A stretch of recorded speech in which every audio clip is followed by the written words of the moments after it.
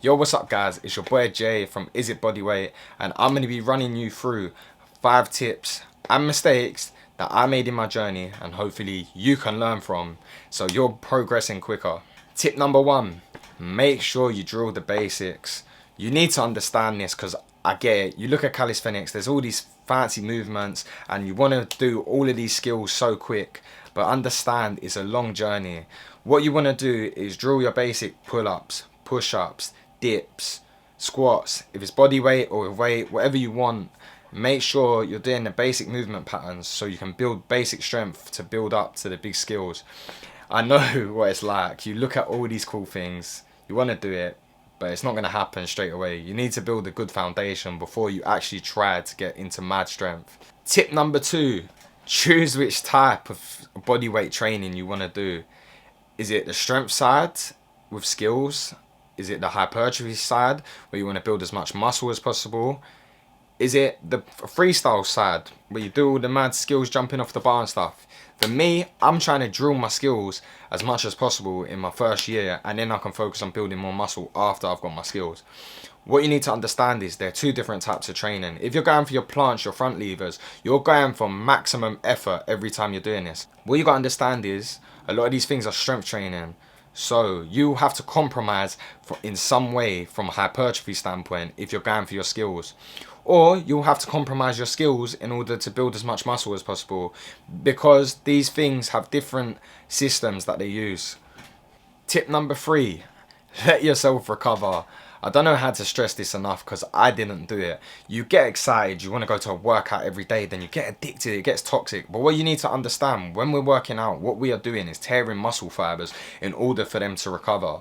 Therefore, if you're not letting it recover, how can you then go to stimulate the growth and tear muscle fibers again? Because it wasn't recovered in the first place. Basically, you'll just end up running yourself into the ground, and then you won't even be able to train at full capacity, which therefore will hinder your gains anyway. So make sure you rest up. Also, another reason why you need to rest up is with calisthenics, it's basically a poor man's version of gymnastics. Therefore, you are putting a lot of stress under your tendons, ligaments and joints. What you need to understand is they don't recover as quick as muscles, so make sure you give them time to recover. I've done this, like when you do handstands, your wrists are killing for months, stretch them out, still don't do nothing. You come back next session, still in pain. Don't worry, it will get stronger over time, but make sure you don't push your joints and tendons through something that will cause injury and then you're not out for 6 months not training. Tip number 4, take it a day at a time. There's no rush. If you're in this for the long run, any goal you set, you will get there eventually. As long as your programming is right, you're training hard enough, you will get whatever goal you want. The time period does not matter. A lot of these people, including myself, want to get stuff as quick as possible. I remember when I first started out calisthenics, I was looking at all the YouTube videos. I was like, I'm going to get front lever in 6 months. I'm going to get planche in 12 months.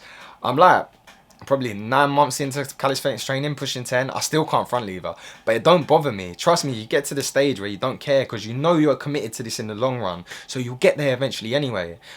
As long as you stick to it and you're not a quitter, you will get whatever goal you want in calisthenics, so don't worry about how long it takes. Tip number 5, the last one, bad form is not always bad. I know this sounds so wrong because it can compromise you and get you injuries, but as long as you're not doing it to mad extremes where you're going to get injured, you will be fine. With stuff like handstands, you can't expect to jump into a handstand and do perfect form straight away. Unfortunately, you'll have to go through a banana handstand, then learn to straighten it up as the months go on. Like me, I've been doing handstands for what? 8 months, and I still can't even hold the handstand, let alone hold it straight. So how can you expect me to drill the perfect form if I can't even do the normal handstand? So this would be the same with front lever. You won't have perfect form because obviously you ain't got the strength to hold perfect form. And then also stuff like handstand push-ups, you might not be able to come down vertically straight. You might have a little arch in your back.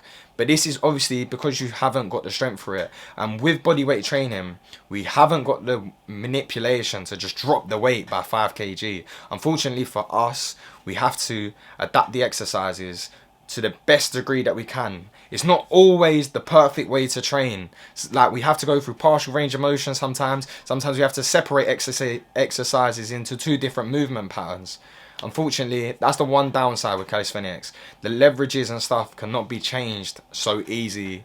Sometimes they're big jumps to the next step, so you might have to compromise some form in order to get to that next step. But anyway, these are some things I've learned on my journey so far. Hopefully you can take something away from this video and you can apply it to your training. But yeah, I've got other videos on YouTube. Please go check them out. Like and subscribe if you want more tips on how to be a bodyweight warrior.